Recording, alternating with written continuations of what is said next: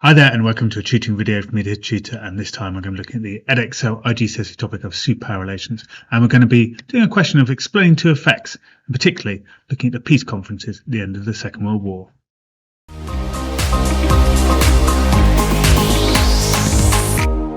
So in this short video we're going to be talking through how to gain a successful answer with the explain two effects question. So we're going to quiz you on your knowledge and then go through an example answer together. If your knowledge isn't that great, do take a look at my revision guide to revise knowledge or my revision videos, and then you'll be able to be successful in the quiz and think of some answers. Now let's go to a quiz. So here is our quiz. So 10 questions all about the start of the Cold War tensions, looking at Yalta and Potsdam and how tensions began. So pause me now and work out the answers.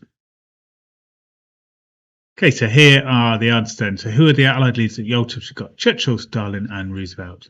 Question 2, what was agreed about Japan at Yalta? It was agreed that Russia would help to fight against Japan.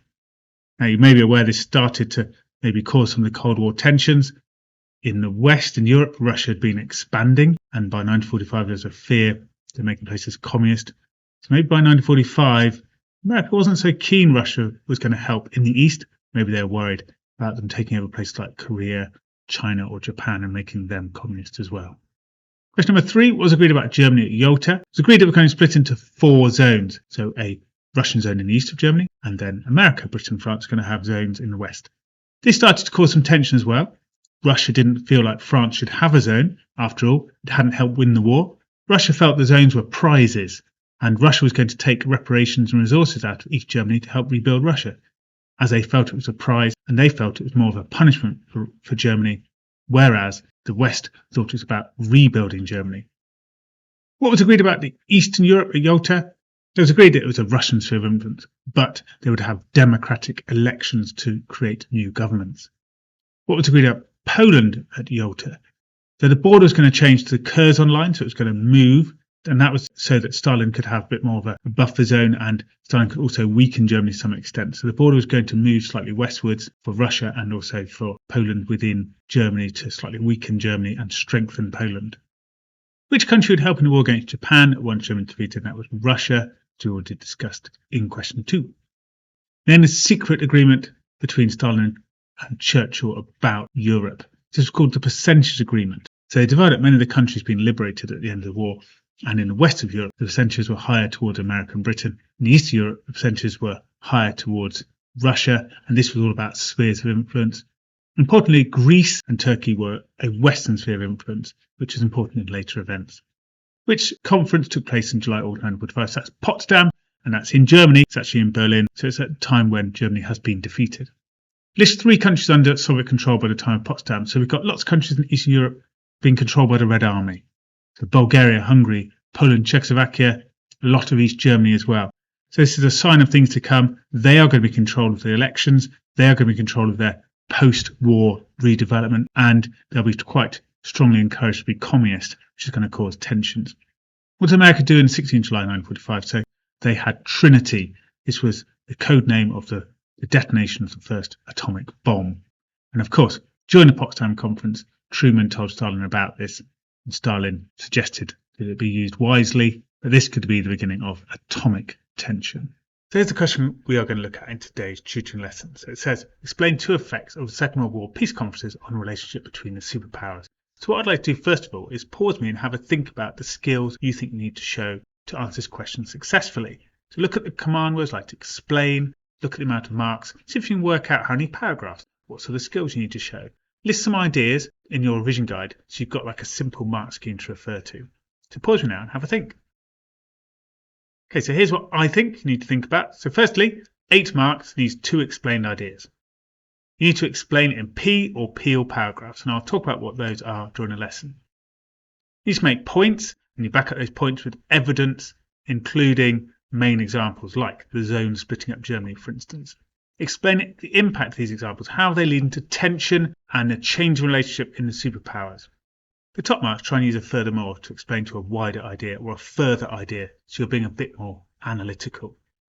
So let's do some planning around this. We can think about the points towards the end, but what I'd suggest you to think about first of all is the main events at the conferences of Yalta and Potsdam, and then how they increase tension. So we've got themes like splitting up Germany, what happened in East Europe, Japan. So maybe list some examples around those events and then think about how they increase tension. You can do this on paper, or you can find space for this question in my revision guide and you can fill in a table that's there. So pause me now and start to plan your ideas. Okay, so here's what I've come up with. I've said at Yalta it was agreed that all countries would have free elections after the war, particularly in Eastern Europe. This increased tension as by Potsdam the Red Army had taken control of Eastern Europe, and by 1948, after these events, many of these countries had become communist, and it looked like they were going to be even in 1945 and 46. Another event, at Yalta, Russia demanded reparations for Germany, so this caused some tension. So at Potsdam, tension developed between Truman and Stalin as the West rejected Russia's demands for reparations. Although there was eventually a compromise, Russia could take reparations to the East and have 10% of the West. But in the long term, that causes problems because it's difficult to rebuild Germany with a lack of money. At Yalta and Potsdam, it was agreed that Germany and Berlin would be divided into 4 zones.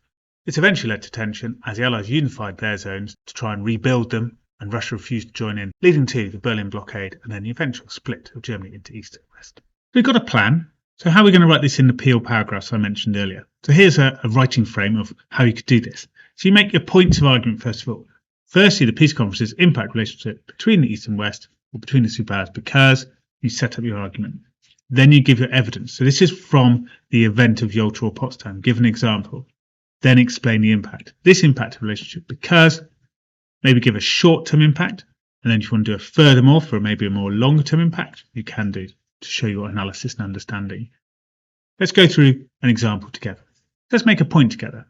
So the point says one way that the peace conferences impact the relationship between the superpowers was, and we then set up our idea. So pause me now and come up with your idea. So I'm saying one way the peace conferences impact the relationship between the superpowers was the tension increased over what should happen in Eastern Europe. That was the first part of our plan.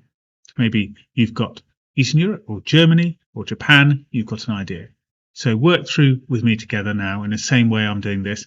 Maybe you're doing the same answer or a different one. Work with me in the same way I'm doing this. So now we're going to say, for example, and we're going to give the example of what was said at Yalta or Potsdam about this idea. So pause me now and come up with an example. Okay, so I've said, for example, at Yalta, the British and Americans wanted free elections for liberated countries of Europe. However, by Potsdam, the Russians had begun setting up communist regimes in Eastern Europe. Okay, so we've got an example. Maybe you're doing the same as me or just watching this video. Maybe you've got your own idea. Make sure you've got a nice example of what was said at Yalta or Potsdam. So now let's explain. So this affects relationship by increasing tension and explain your idea. Okay, so I've said this affected relationship by increasing tension as the new US President Truman and the new British Prime Minister Attlee became concerned at Potsdam that Stalin was aggressively expanding communism and not organising free elections. This revived the suspicion and fears of communism that existed before the Second World War with events such as the Red Scare. Okay, so can we do it furthermore? Can we maybe give some analysis here and look slightly more into the longer term to see if this is causing tension even more? So pause it now and see if you can come up with an idea. Okay, so I've said, furthermore, tension increased when Churchill's Iron Curtain speech in 1946 and then Keenan's long telegram began to convince people, such as Truman, that communism was an expansionist threat. This led to a more aggressive Truman doctrine, which created greater division between East and West. So now we have a full example of a paragraph. So maybe work through one yourself now. So here's the writing frame, and here's part of the plan we came up with. This time we're talking about the zones of Germany. You could talk about Japan, of course, if you wanted to. It's a different idea. We mentioned that in the quiz earlier. So pause now, see if you can come up with a full paragraph, then look at the example answer I've got afterwards. Okay, so here's my idea. I've said another way that the peace conferences impact the relationship between the superpowers was the arguments developed over what to do about Germany. For example, Russia wished to gain reparations from Germany to help rebuild its economy. Britain and America rejected this at Yalta as they wanted to rebuild Germany and avoid a repeat of the problems of the First World War. This impacted the relationship because disagreements continued, and at Potsdam it was agreed that Russia could take wealth from East Germany and 10% of the wealth from West German zones as reparations. This led to economic problems in the Russian zones. By 1948, tensions had increased as arguments over Germany continued. Western allies wanted to unify Germany to help build its economy. Stalin refused, as he did not want a strong Germany that would threaten Russia. And he wanted to continue taking resources from East Germany to help build Russia. Furthermore, once the allies unified the western zones of Germany, the Soviets tried to force them out of West Berlin with the Berlin blockade. This greatly increased tension, as it was the first significant event of the Cold War and led to the formation of the anti-Soviet military alliance, NATO. So we've got a short-term explanation of the initial tensions and a furthermore linking to some of the wider ideas that develop later on. Hopefully you can see a nice successful answer there, and you can use these skills for other questions. Now, I hope you found it useful, and please don't forget to subscribe, and I hope to see you again soon. Bye bye for now.